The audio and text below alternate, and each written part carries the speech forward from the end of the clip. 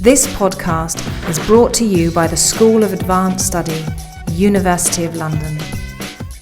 Well, welcome everybody. Should I stand up? There's so many people in the room.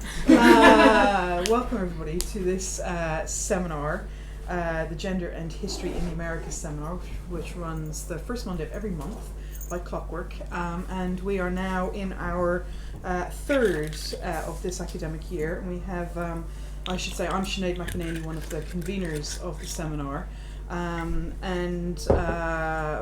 we have Kathryn Olivarius today, who's going to talk to us about migration, motherhood and mortality, yellow fever and gender construction in the Deep South. So it's a cheery topic.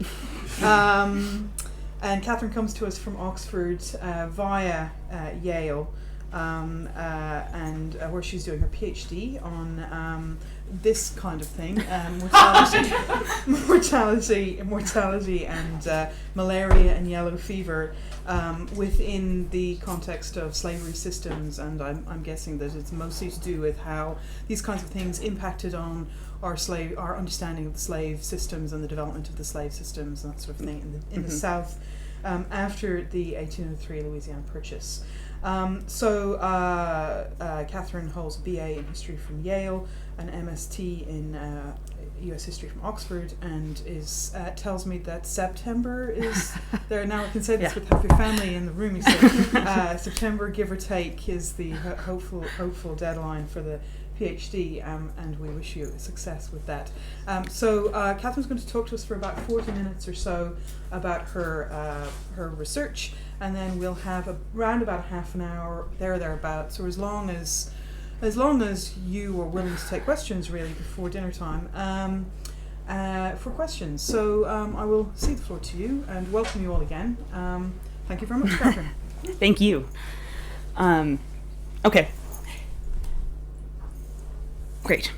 So today I'm going to start off by telling you a story about the course of America's expansion between 1800 and 1840, an era which saw the explosion of cotton capitalism, the domestic slave trade, and mass immigration to the Deep South, which is now the states we call Louisiana, Mississippi, and Alabama. In 1833, an 8-year-old girl named Rosalie Hart left Ireland with her mother Elizabeth, father Tom, and sister Mary Ann for the United States. They planned to settle in Texas, where they had been told gold was so plentiful you could pick it off the ground, and the land was so fertile that they would become rich in a very short time. After an epic transatlantic crossing, they landed in New Orleans, at the height of a cholera and yellow fever epidemic. Unseasoned immigrants were dying so fast that gravediggers couldn't keep up. Fearing for their lives, they pushed out for Galveston, but on board, cholera broke out. Her father began to sweat and died in a state of delirium. "Oh, the horror of our situation," Rosalie wrote in her memoir 40 years later. Quote, "My dear mother must have been a woman of iron nerve to bear up against such trouble. We were in a strange country, thousands of miles from our friends and relations, on a sand beach exposed to the burning heat of the summer and drenched in rain through the day and night, surrounded by wild animals, not knowing the minute we would be drowned." The 3 Hart women struggled in Texas. They survived by the charity of others, and any time progress was made, something would go wrong. A hurricane would sweep away their crops, or more sickness would hit the community. They often fled for fear of violence from indigenous people, pushing to seek white people off of their own lands. Within a few months, Elizabeth married a man named John James, but soon he left to join the army, leaving an impoverished Elizabeth with 3 new stepchildren.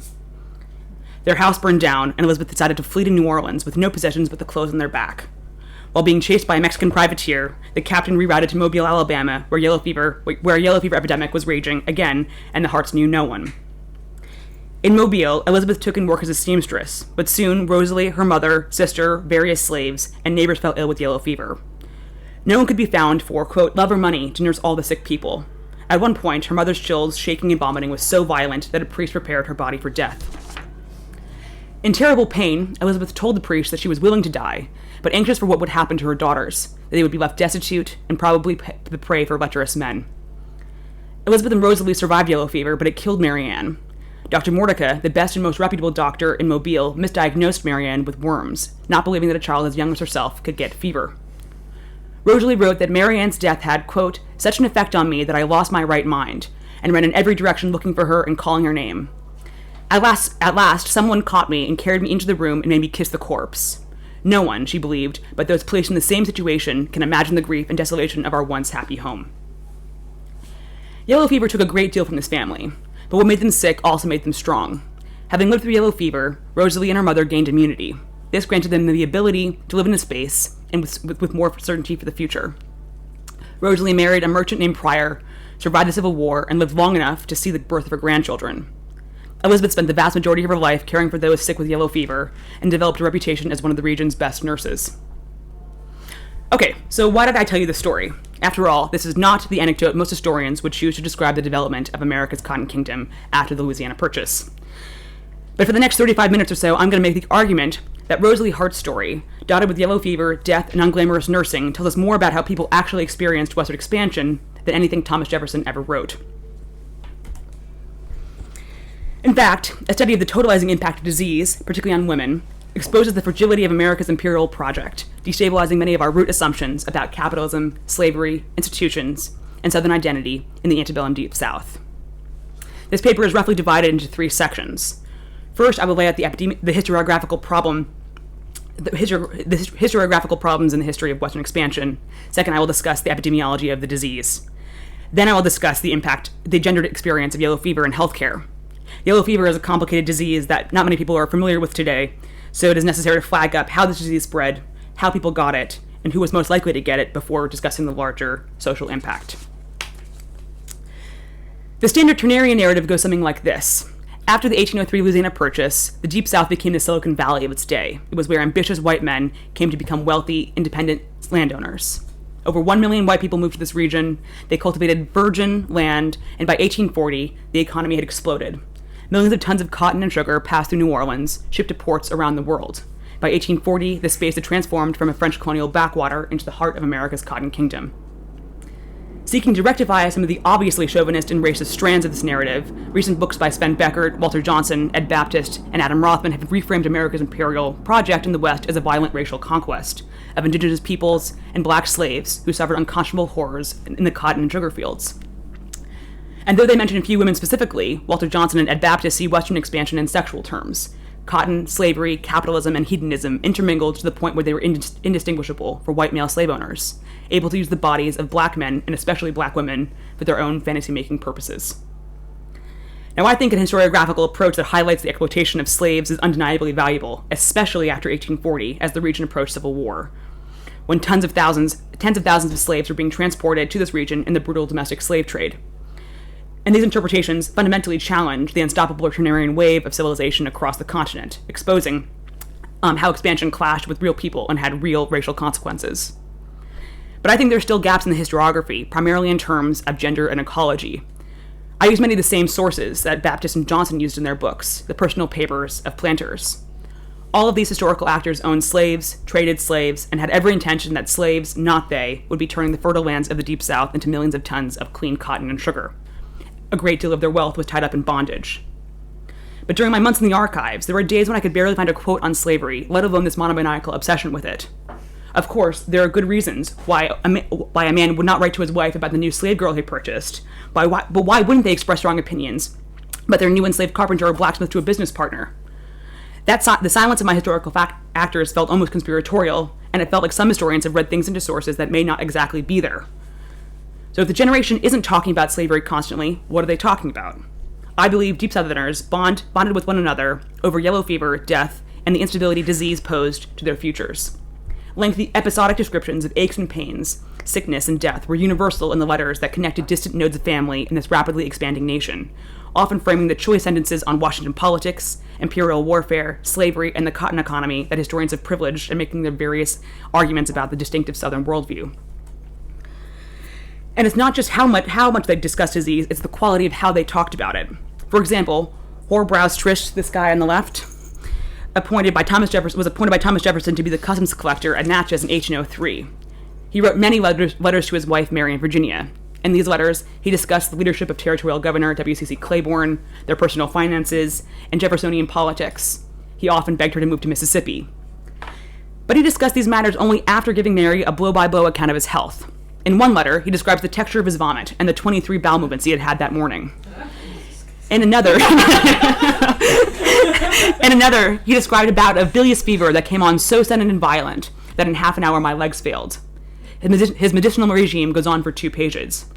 In the next letter, he wrote, "I have again recovered my strength in great measure, at least as far as the debilitating climate will permit. My eyes are also free from pain and inflammation, although a slight dimness of vision still remains." He joked that he had lost so much hair that she would need to buy him a wig. Mary did move to the Deep South, but their reunion was short-lived. He died from yellow fever within a month of her arrival. Another example is this guy on the right. Many historians have cited the corpus of letters written by William Kenner, a successful migrant to Louisiana who planted cotton, owned slaves, and was deeply involved in New Orleans politics, to describe plantation life, popular perception of the War of 1812, and the growth of planters' banks. Edward Baptist describes Kenner as one man in a constellation of cold-hearted, conniving despots, ruling their various Louisiana labor camps with iron fists, ripping apart slave families with sadistic, almost sexual pleasure in the back room of New Orleans coffee shop, Maspero's. But in the hundreds of documents that I read that Kenner produced, simply I don't see the level of calculation and sadistic enjoyment. Rather, Kenner's correspondence is dominated by the most mundane aspects of everyday life and health. On November 1st, 1804, for example, he wrote a refrain typical in all his letters. Quote, "Not a drop of rain here since I came down and for a great length of time before. Such weather has scarcely ever been seen. You could hardly see the sun for the dust and smog. Almost everybody's sick, with influenza or a bad cold. I've been several days much indisposed and am still so. The rest of us are pretty well. The lady of Judge Provost died last night." These routine matters literally framed Kenner's correspondence. These matters, I would argue, also framed how he thought about himself as a businessman, a family man, a capitalist, a slave owner, and a husband on the country's most isolated western fringes. As yellow fever killed about 6% of the regional population of the Deep South almost every year, and sometimes as much as 20% in certain cities, and other diseases like cholera and tuberculosis had a staggering impact, I frankly find historians' silence on health somewhat baffling. For a point of reference, losing 6% of the regional population to disease would be like London losing the population of Tower Hamlets and Hackney every year. The omission of health from standard narratives of Western and slave expansion is even more striking when the source space is expanded beyond members of the male slaveocracy. In hundreds of letters, memoirs, and travel narratives I have read written by white women, and in the thousands of fragments I have pieced together about black women's experiences from doctors' ledgers, municipal records, and plantation daybooks, a wholly nightmarish picture of life in this region emerges. As a quick aside, dying from yellow fever is much like dying of Ebola. Yellow fever victims ooze blood through their nose and ears, suffer delirium, and vomit up partly coagulated blood, roughly the consistency of coffee grounds. It was so painful, people remarked that even the most pious Christians screamed profanities as they neared the end. After 2 weeks of agony, organ failure leads to death, coma, then to death. Doctors and caregivers were largely powerless in the face of this disease. Some bled and blistered their patients, swallowed them as they poured sweet wines, barks, calomel, and arsenic down their throats. So horrific were the symptoms that many sufferers begged to die. Fear of the disease was so prevalent, understandably, that between August and December, mothers would not let their children play outside. In September, yellow fever was the sole topic of nervous conversation on street corners, at dinner parties, in bed at night, and on the docklands. Lines stretched outside doctors' offices. Lawyers were in hot demand as people were desperate to draw up wills. Thousands fled the city, including politicians and police officers. The streets were almost empty, except for the hearses and slaves fetching coffins for their dead masters. Graveyards filled past capacity. Everyone, men, women, children, and slaves, smoked tobacco constantly to drive away the dangerous disease causing miasmas. They wore amulets, herbs, and horns around their necks for luck. Rancid tar pits burned day and night to drive away the foul, disease-causing air. This is, by the way, one of the main thoroughfares in New Orleans. Even today, it's extremely busy, and as you can see, there's almost nobody there. Petrified slave women doused themselves head to toe in vinegar before venturing to care for white families. They saw corpse after corpse pass their homes, winding their way to Lafayette Cemetery. Residents read the daily list of interments in the newspapers with frenzied interest. Their bookshelves were laden with tomes on fevers and medicine. They saw the black rosette, the badge of death, hanging from almost every door in town. An evening stroll in August would be punctuated by the screams of the dying. In the face of such death, I sometimes struggle to understand why people kept coming to, quote, the necropolis of the United States. Perhaps Judge Richard Claiborne summed it up best. New Orleans, he wrote to a colleague, quote, may be compared to a plate of honey. Thousands of insects come and satiate themselves with the sweet food and die. But where one dies, 1,000 visit the delicious repast. So it is with men, where their interests lie. They'll come to a place, though death stares them in the face. I believe historians fail to connect yellow fever to westward expansion for 3 reasons.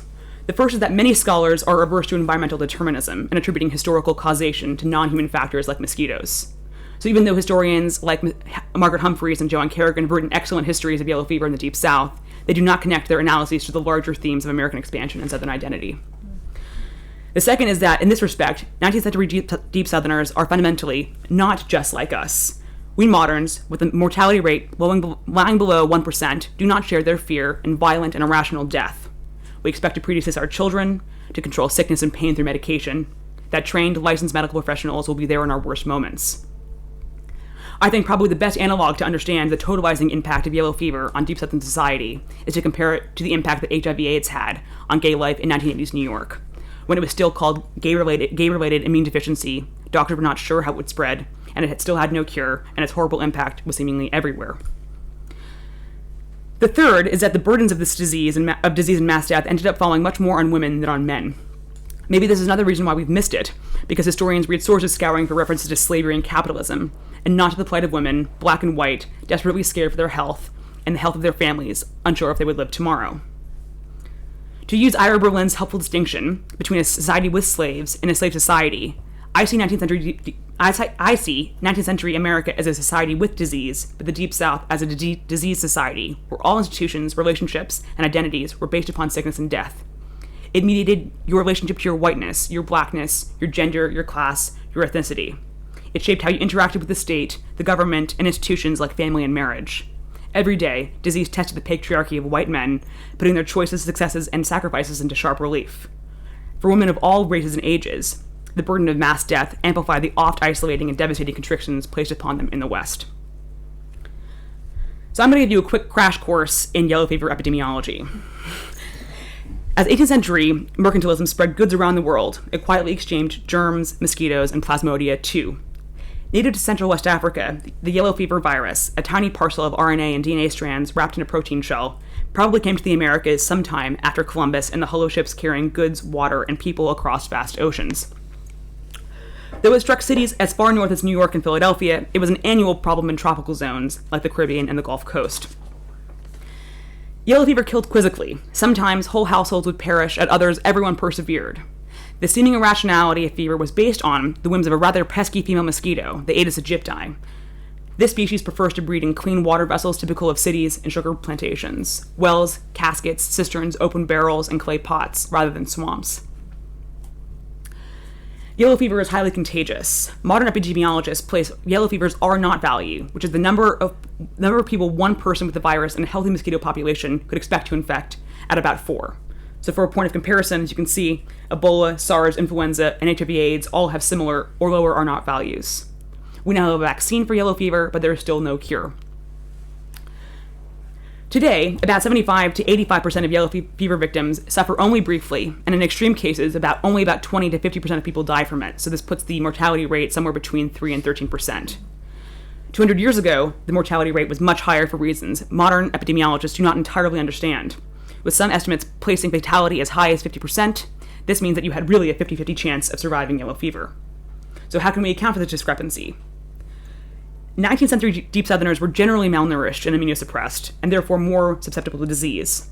Tobacco and alcohol use was widespread, malaria and sexually transmitted diseases were prevalent, and even amongst the rich, it was common to eat an unvaried diet of near-rotten meat, just-churned milk, and microblading water. Bacterial and viral risk was everywhere, and probably the safest thing anyone ate their whole lives was breast milk. Yellow fever does not treat all people equally.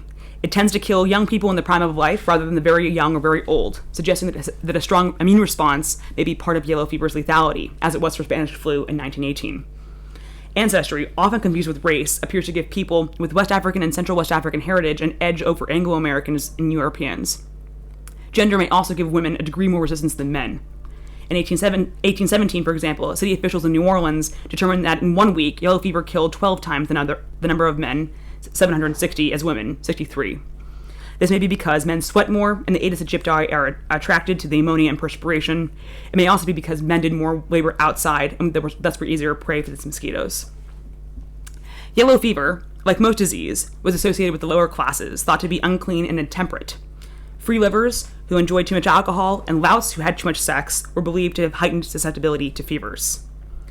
The nice, if crude, fact of yellow fever is that once a victim survives, they are conferred with lifetime immunity, safe from all future attacks. This process was known by contemporaries as seasoning, creolization, or acclimation. Children tended to experience milder seasonings than adults, suggesting that most Creoles, people born and raised in yellow fever zones, developed immunity early in life. Similar hemorrhagic fevers, like dengue, may also afford some cross-immunity. Yellow fever was a disease of strangers, immigrants, and newcomers. Economists Jonathan Pritchett and Isnan Tunali have determined that white American migrants died from yellow fever at 4 times the rate of native New Orleanians, British and French migrants at more than 10 times the rate, and Irish and German migrants at more than 20 times the rate. So in total mortality terms, yellow fever accounted for about 20% of all deaths among native New Orleanians, but between 75 and 90% of deaths in migrant groups. So I'll explain this in a second. Yellow fever victims ail for about 2 weeks, after which they're either immune or dead. As a victim's blood is only infected for about 3 to 6 days towards the beginning of the illness, epidemic yellow fever requires a tightly packed human population, or the virus will not get from mosquito to human to mosquito fast enough. So this is what you can see going on this side over here. This is what we're talking about urban yellow fever in New Orleans and in the Deep South.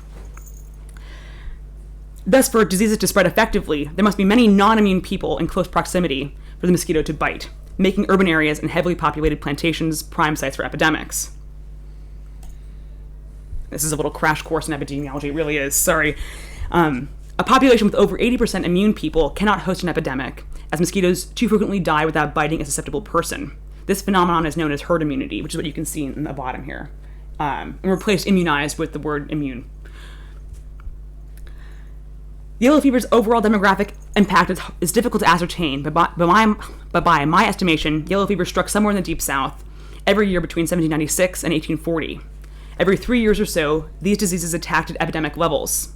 In New Orleans, 7.3% of the city's entire white population died from the disease in 1796.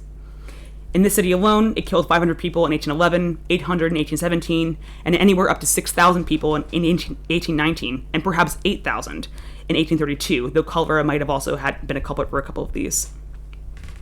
In 1819, almost 21% of Mobile's population was culled by yellow fever. One doctor suggested 54 people died a day during the autumn of 1819, and that he'd personally witnessed, quote, 6 funerals within a few minutes, 22 to 25 are common. Now for the most interesting and controversial part. Contemporary medicine held that black people had some form of innate resistance to yellow fever. The evidence suggests that they may have been right, but modern epidemiologists have yet to determine why. Even in 2015, scientists have discovered no mechanism for passive immunity, which is where mothers and fathers impart their immunity to their children. What do I mean by this? Scientists have shown, for example, that the sickle cell trait can increase resistance to malaria.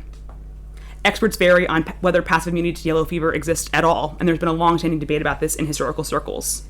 People on both sides of the debate worry that the idea of black passive immunity is merely race-based disease determinism, eerily similar to 20th century social Darwinism and the pseudoscientific arguments pro-slavery doctors used to justify slavery. Let me be very clear, even if passive immunity to yellow fever did exist, blacks lived shorter average lives than whites in this region. Here, slaves lived and worked in one of the most violent slave systems in America for long hours under the hot baking sun for their whole lives. Many were poorly fed, clothed, and faced extreme violence. And enslaved people were, of course, susceptible to the diseases that plagued all 19th century Americans: cholera, typhus, tetanus, tuberculosis, and venereal disease. Female slaves frequently died in childbirth, and many enslaved children died before their first birthdays. Doctors' ledgers showed that thousands died from injuries related to overwork, violence, and depression. Having analyzed thousands of death records from the Deep South and elsewhere in the Caribbean, I agree with historian Jerry McNeil that some form of passive immunity probably did exist. Most data before 1840 suggests that whites died overwhelmingly more than blacks from yellow fever. Indeed, in 1820, when the races were exactly balanced in New Orleans, at least 84% of the 863 people who had died from yellow fever that year were white. This data is not perfect. Contemporaries rarely, if ever, provide data for categories of people outside black or white, like mixed race or indigenous people. But almost the entire medical community agreed with pro-slavery theorist Dr. Samuel Cartwright that blacks were, quote, perfect non-conductors of yellow fever. And one very recent medical study in the American Society for Microbiology's journal suggests that historically, Caucasian patients were 14.6 times more likely to succumb to yellow fever than non-Caucasian patients, controlling for socioeconomic status, cultural bias, and access to healthcare. More headway still has to be made in yellow fever research, and until that time, I imagine this debate will keep raging. So this is It's kind of out of focus. I apologize. Okay. Well, this is a random page from the death registry, from the interment records of Lafayette Cemetery. And so you can see on the left their names, their age, their gender, what they died of, where they're from. And then in this corner here, you can see the number of months they've been in the region. And also it's noted that they're a slave here. So this is a pretty typical one. This is a pretty typical page. Most of the people are men. Most of the people are white. There are women, a lot of the women are married, which we'll come on to in a minute. And most of them are not from the United States or from New Orleans. In this page, Germany seems to be well represented.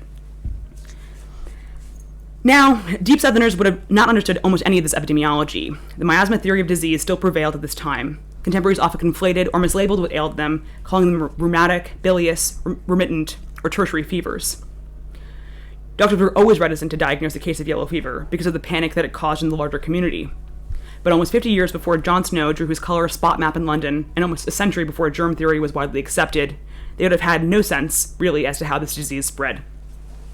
But even lacking concepts like genes, immunity, and germs, 19th century deep Southerners did identify some patterns in disease, allowing them to predict with some accuracy the years yellow fever would reach extremes and take the necessary precautions.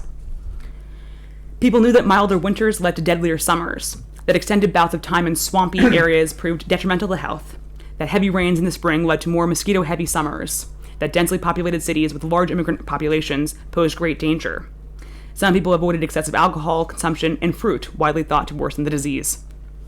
Periodically, the government tried to drain the streets, covered with green stagnant water and rotting animal carcasses, and encouraged people to dispose of their excrement in public latrines rather than out their windows. This wouldn't have done much for the yellow fever transmission, but it would have made the city a generally more pleasant place to live. But only four times before the 1850s did the City Council of New Orleans impose quarantine, bowing to the will of the business elite, who cynically denounced their efficacy. Time and again, the slave-holding and merchant elite, many of whom were presumably immune by this point, disregarded the health of the lower sort. Their economic success was more important to them than the lives of a few anonymous migrants. So, within this epidemiological stew, I believe disease and death both exposes and exacerbated the already precarious position of women in the Deep South, especially poor white women, and especially black women, and especially if they had children or were children themselves. Even though more men died of yellow fever, women felt the impact of disease more wholly on their lives, as the society had virtually no public health infrastructure and expected that women would care for the sick, dying, widowed, and orphaned. With less earning power than men, or no earning power, women thus acutely felt the destabilizing impact of mass death on institutions like marriage, family, and kinship. Of course, there is no one unifying female experience. The Deep South was a racially, linguistically, and socially stratified place. Probably few upper-class white women felt much solidarity with enslaved black women when it came to disease, prioritizing their health and their concerns above black people's, if they recognized that plight at all. As Conaveri Valencius reminds us, free white women might have had a different experience than free white men during Western expansion, but this cannot exonerate them, these women, from taking part in and benefiting from the mass exploitation of black slaves. Margaret Brashear, for example, was a wealthy, ambitious plantation mistress in South Louisiana. She had been somewhat reluctant to leave Kentucky, but by 1820, her husband Walter was making a lot of money on their various sugar plantations, so she urged their entire family to relocate to the South. Her daughter, Mary Eliza, was depressed in their new home and died within a year of their arrival, complaining of, quote, a want of society. Over the next 2 years, Margaret would lose 4 more children, many of them to yellow fever, before dying of the disease herself. She wrote prolifically about her sadness and anxiety, but seldom mentioned the hundreds of black people she and her husband enslaved on their cotton and sugar plantations, many of whom, it seems, also died of yellow fever. As a disclaimer, most sources by women were written by women in the upper class. As few black women were literate during the antebellum period, it is hard for the historian to understand their experiences of disease on their own terms. Poor white women, too, especially immigrants, were not often part of the articulate citizenry. This is sadly an inbuilt limitation to studying this region, but I have tried to identify moments and areas where women's experiences of sickness and death aligned across class and race boundaries, and where those alignments broke down. In this period, people with money were cared for and died in their homes. Poor people died in hospitals, places widely considered to be incubators for the grave. Rich people hired expensive private doctors and spent massive amounts on medicines. Men like Christian Miltenberger, a Haitian refugee and doctor in New Orleans, made over $6,000 in his medical practice in 1820, the equivalent of over $100,000 today. Governor Claiborne spent half his government salary on doctors in 1804, and his wife and child still died from yellow fever. His second wife died 5 years later from yellow fever, actually, as well. This is not Christian Miltenberger, but I think it represents the male doctor helping, this idea of the male doctor. The cost could be exorbitant, but hiring an elite male doctor was a public statement of paternalism, that you had done everything in your power to save a loved one from meeting a grisly end. But not everyone could afford such paternalism, and the burden of healthcare fell primarily on women. As Kathleen Brown has noted, women were normally responsible for nursing the sick. Their death work transcended race and class to some degree. All women were expected to have an intimate contact with the sick and dying. They were also expected to buy and create medicine, like barks, herbs, calomel, and Epsom salts. This care was personal, grinding, dangerous, and largely unpaid. Many women, freed and enslaved, butted heads with the established medical profession, loaded the arrogance of male doctors, and flagrantly defied their medical advice. When Dr. Mordecai was called on to treat Mr. Woods, a man suffering from yellow fever in 1830, he prescribed beef tea and champagne. Elizabeth Hart believed this regimen would kill him. After a heated argument, Hart mixed the best French brandy, a pound of allspice, and mint, and made him drink it. She put a poultice on his stomach and his throat, and rubbed red pepper and vinegar down his body until her hands blistered. She sat with him day and night as he screamed in pain. Within a few days, Wood's pulse was back to normal. A deeply emasculated Mordecai grilled Elizabeth for every detail of her care. And when Mordecai tried to take some credit for Woods' recovery, Woods chided him, saying, quote, "Had I been depending on you, I would now be a dead man. It is to Mrs. Hart alone that I owe my life. She saved me when you gave me up." Mordecai and Hart understandably hated one another, but he always called for her when he had a particularly bad case, monetizing her gut feelings and home remedies and using her knowledge for his own professional advancement. Enslaved and free women of color, widely thought to be resistant to yellow fever, often acted as the first responders in yellow fever epidemics. Planter Monsell White recalled the, quote, "great, stout, strapping Negro woman who cared for him while he was sick with yellow fever in 1801. Nanny wrapped him in a sheet and, quote, took me up in her arms as one might take a baby. She carried him naked while he kicked and screamed to the bathtub, and with another enslaved woman rubbed down his body until their hands cracked." He credited his survival to her attentiveness over the next 2 weeks. In the massive 1853 yellow fever epidemic in Jackson, Mississippi, the Howard Association hired Lucy Tapley, one of 3 free women of color in the city, to care for yellow fever victims. Her service in this epidemic earned her a reputation as an excellent nurse. She served many white families in the city, including the governor's, during her long career. Upon her death, she received a front-page obituary in the state newspaper, an extremely rare thing for a black woman. Most free black and enslaved women received no recognition for their health work. One physician in Natchez remarked on the many black women and nurses he treated in 1817, many of whom died. He described black vomit and sallow skin among their symptoms. Unlike his white patients, most of these black women were not given names in his ledger, dying anonymously while servicing the health of whites. New Orleans was famous for being the widow-making capital of the United States, a place where marriage was inherently unstable. Widowhood could be utterly devastating. In 1804, Ephraim Kirby, the first judge of the Superior Court of the Territory of Orleans, died of yellow fever, leaving behind his widow and 8 children. His widow was left impoverished. Multiple remarriages were thus common, with some people marrying 2, 3, or even 4 times. The 50-year-old governor of Louisiana, Thomas Robertson, rather flippantly married Layla, the 18-year-old daughter of a friend of his, in 1821. He justified his decision as he was, quote, tired of living alone, after his wife and many friends died in the 1820 epidemic. He also noted what a comfort a dedicated caretaker would be as he suffered through his annual bouts of severe bilious attack, which reduced him to a walking ghost.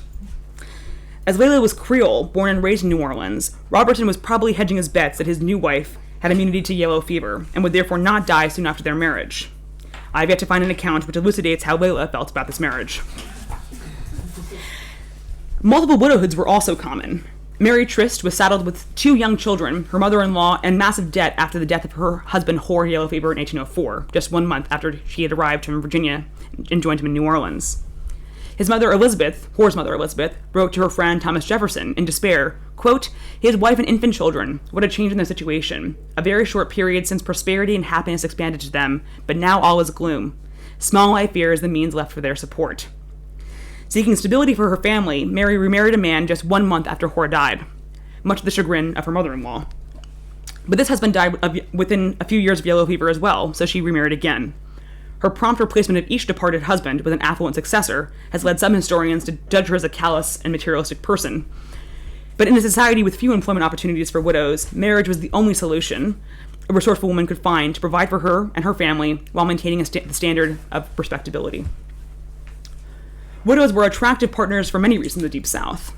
Many white men assumed women like Mary were immune to yellow fever. In addition, marrying a widow meant that a suitor could negotiate with a woman directly about her estate and not with her father. As Anne Patton Malone suggested in her book Sweet Chariot, slave families in crisis had to adapt to the deadly realities of the sugar fields, creatively constructing new kin networks and care systems to compensate for the mass death rates, fast turnover, and instability being sold could create within the immediate family unit. The death of a master like Armand Duplantier or Julien Poydras from yellow fever could prove incredibly destabilizing for their hundreds of slaves. Perhaps your master had promised you that he would keep your family together, that he would eventually free you, that he wouldn't sell you away from your husband or sister. These promises might have been negotiated over a lifetime, but they had no legal standing. As fever kills so quickly, maybe he had not taken note in his will. The heir to the estate could and often did disregard past promises, injecting turbulence into the ever-fraught slave experience. This must have complicated the priorities of enslaved black caregivers like Nanny, even giving them an investment in keeping their white overlords healthy, even if they were violent or sexually violent to them. You never knew, perhaps your next owner could be worse, or he would sell your children away from you. In a place with such high mortality, white family groups, by necessity, also had to adapt. It was common for couples to adopt, legally or informally, the children of their deceased friends and neighbors. When Elizabeth Hart was seemingly near death in 1835, one neighbor, Captain Tolman, begged her to allow him to adopt Rosalie, as he had lost all of his children to yellow fever. He promised he would educate her, teach her a trade, and protect her. A rich woman named Mrs. Home tried to convince Elizabeth to give her Mary Ann because she bore such a striking resemblance to her recently dead daughter. Elizabeth refused both times. Oftentimes, death forced families to become intergenerational. Harriet Spot reluctantly joined her new husband in New Orleans after their marriage in 1833, scared to move to New Orleans precisely because of his unhealthy reputation. Her mother, Caroline, was also not happy about this, but she did not interfere, noting that, quote, a conscientious parent will never influence a child to oppose her husband's wishes. It seems that Harriet disliked New Orleans intensely, found it dirty, smelly, and she hated being so far away from her mother. Her husband was always at work, and she spent a great deal of time alone. Within a year, she and her husband were both dead, leaving their infant child in the hands of her younger brother and his mother and her mother back in South Carolina. But what happened to you if you were poor, lost your husband or parent, and couldn't rely on the generosity of family and friends? The answer is not much. Most white immigrants to New Orleans, thousands of miles away from the traditional family and social networks, lived in abject poverty. Their cheap dwellings were so terrible that one historian suggested that they were, quote, bore the definition of habitable. To support a family, you really needed two incomes. But between 1814 and 1817, the city council attributed only $877 to widows and family in need. One widow appealed to the city council on behalf of herself and her 4 young children. 4 witnesses testified that she earned what she could by her needle, but her circumstances were still dire. The council granted her $10 with no promise of continuance. Just as there are now, there were clear judgmental overtones to government welfare, putting white women into a catch-22. The state would only give money to honest, respectable women, but not enough money to allow women to remain honest and respectable for very long. Accordingly, prostitution was rife, both brothel and casual, with many white and black women and girls as young as 10 notoriously abandoned to lewdness. Women and girls who committed such scandal were fined $25 or a month in jail, a punishment which only perpetuated the cycle of poverty. Where was the state in all of this? Taking their cues from the unhealthy and economically booming cities in the Caribbean like Havana, Port-au-Prince, and Kingston, and not the increasingly public health conscious American cities on the North American mainland, the City Council of New Orleans shirked almost every responsibility to provide consistent and reliable medical care and welfare for sufferers and survivors of yellow fever. In 1857, the City Council maintained that any help to orphans and foundlings should be supported at, quote, the lowest possible price to the city, re-emphasizing that this was a masculine, capitalist space where the government felt little responsibility for the health of its constituents, especially poor, female, and enslaved ones. They were just the collateral damage of cotton capitalism. Some citizens endowed orphanages and hospitals to benefit select pockets of the massively expanding transient population suffering from yellow fever, French orphan girls, honest widows, infant boys, etc. Upon his death in 1824, Julien Poydras left $60,000 in his estate to provide for the marriage portions of poor orphan girls from East Baton Rouge, money he believed would help them marry respectable husbands invested in paternalist protection. But this philanthropy did not and could not replace a non-judgmental and wide-reaching social safety net, something that only the government and other American cities had the means, funds, and wherewithal to establish and enforce. Without a sufficient safety net, private philanthropy and institutions became the means through which respectable, family-like maternal order was reestablished in certain parts of society. Reacting to rumors that poor white orphan girls were being sexually assaulted by their fathers, uncles, and neighbors after their mothers died of yellow fever in 1816, 74 wealthy women of Natchez formed the Female Charity Society to, quote, give instruction to the poor children. Like slave revolts, rumors about epidemic rape of white girls flared up from time to time, usually after yellow fever epidemics. Whether or not these rumors were based in reality, they reflected the base anxieties of the society. That disease had eroded motherhood and the protections implicit in the traditional family structure, leaving young girls vulnerable to abusive white men. Of course, deep Southerners were less concerned when those girls being raped were black and enslaved, a practice widely known as the fancy trade.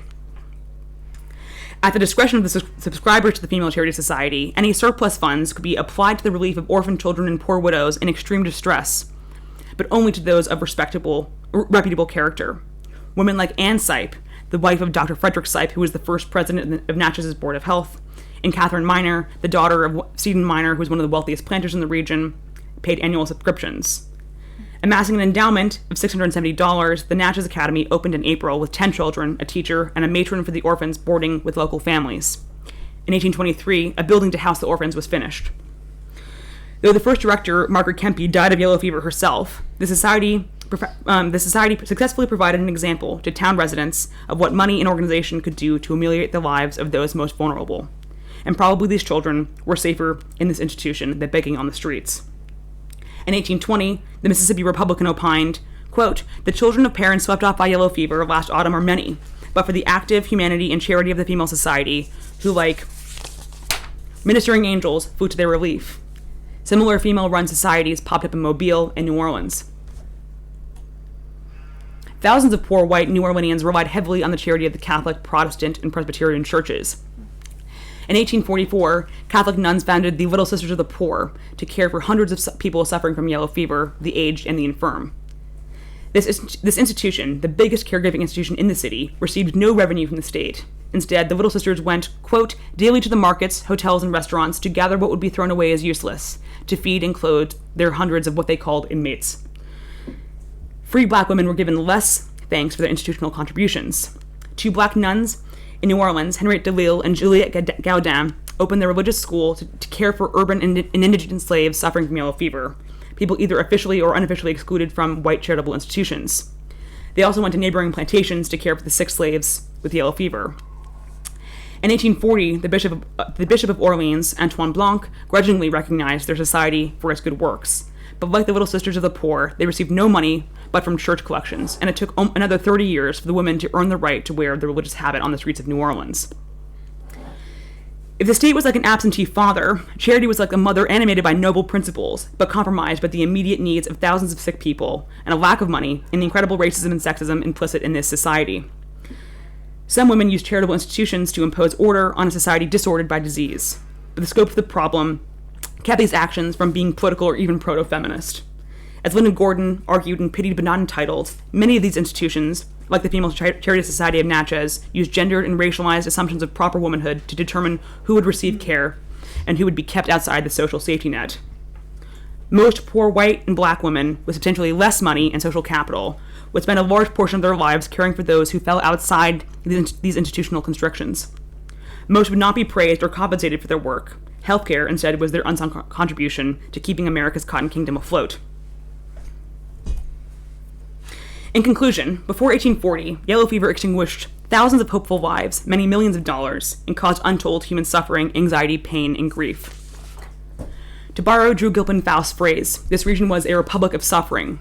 Women, especially poor white and black women, suffered massively in their quest to survive and create stability in a region where stabilizing family institutions failed to replicate themselves. Most of all, they worried about what happened to their children if they were no longer alive to protect them. The burdens of health and death fell mostly on women as the state turned a blind eye to public welfare. Sometimes the roles adopted by women in healthcare could be liberating and empowering, but your ability to create institutions and receive recognition for your work generally correlated to your race, ethnicity, and status, undergirding an already rigid social hierarchy. The massive mortality of this region has been largely ignored by historians of Western expansion, who instead focus on large sweeping paradigms like capitalism, slavery, and economics. I don't think we can just ignore the gendered experience of disease as a footnote. Rather, this is a key part of those stories too, more like dark matter than background noise.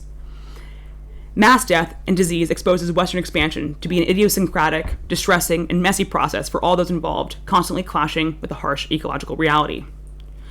For most women, health care and death care were just two of their lives' major tasks. This was not necessarily political, it was just a depressing fact of life.